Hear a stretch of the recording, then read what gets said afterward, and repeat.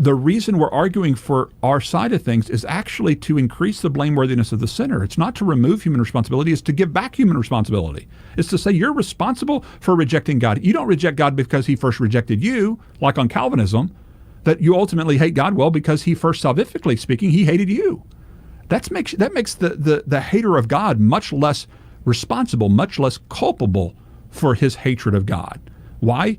Because when you hate a God who loves you, when you hate a God who actually means it when he says, come and be reconciled, when you hate a God who actually sent his son to die for your sins, as well as the sins of the whole world, then you are rejecting a provision that's actually been made, and you are thus much more culpable and much more blameworthy for your rejection, because you're rejecting a loving, gracious, providing God. Whereas on Calvinism, you're ultimately rejecting a God because he first rejected you. You're rejecting a God who didn't provide for you.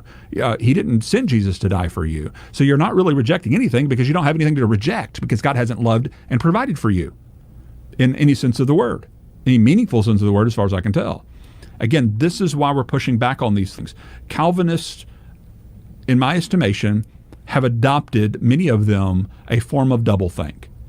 And they've just adopted, well, this must be true. Yes, God is controlling our decisions and our desires and our actions. It just has to be true. My finite brain can't comprehend how an all-knowing, all-powerful God couldn't be in control of us completely in the way that Piper describes it, the way Edwards describes it. I just can't comprehend in my finite brain how God could create a libertarianly free creature. So he must not have been able to do it. But I also see the Bible calls us responsible creatures, and he holds us culpable, and he holds us responsible for our decisions as if we're actually free to make our responses. So I'm just going to hold to this double thing. I'm going to hold to these two seemingly contradictory truths, and I'm just going to say, don't think about it. It's a mystery beyond my full comprehension. I've meditated on it for so long. I'm not afraid to confess ignorance, as John Calvin himself put it. I'm just going to accept these two seemingly strange, contradictory things, and I'm just going to adopt it. And that's doublethink. And what I'm saying is what you need to drop is the determinism that was introduced in the 5th century by Augustine. Just drop that, and then you don't have a problem anymore. It's gone. Now, you may say, oh, well, we have other problems. Yes, there are other mysteries, but they're not near as problematic, and they're not near as mysterious, and they're not near as problematic as far as I can tell. At least from my estimation, there are far less troubling problems. In other words, why not appeal to the mystery of what many Calvinists appeal to as well, is the mystery of the free will in the garden to choose to sin. R.C. Sproul says, I don't know why Adam and Eve chose to sin. It's a mystery beyond my comprehension. Piper says the same thing. I don't understand that. I can't comprehend that. Why? Because they're appealing to the mystery of what we have defined as libertarian freedom of the will.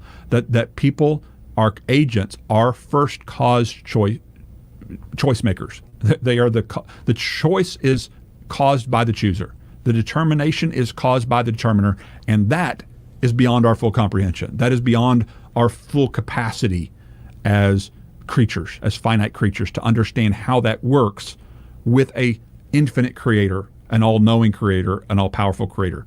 And this is where I go to what Lennox said, where we don't know how God creates something from nothing. We believe by faith that he created something from nothing. So I believe that he did something that I don't know how he does. Well, same thing with regard to human freedom.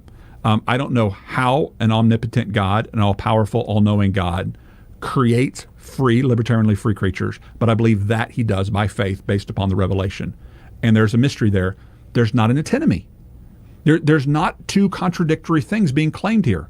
The mystery is the same mystery that most Calvinists affirm, is that we don't know how or why Satan chose to rebel. We don't know how or why Adam and Eve chose to sin in the garden. We just believe that they did so. That is an appeal to the mystery of libertarian freedom. And just accept that mystery with regard to all of our choices. And this problem is a very simple problem. It's a very easy thing to understand, and the scriptures are very simple, that you are responsible, meaning you're able to respond to the revelation of God. And whether you're a lost person or not, you're still responsible to God's appeals to be reconciled from that lostness. And therefore, you're able to respond to that appeal to be reconciled from your lostness.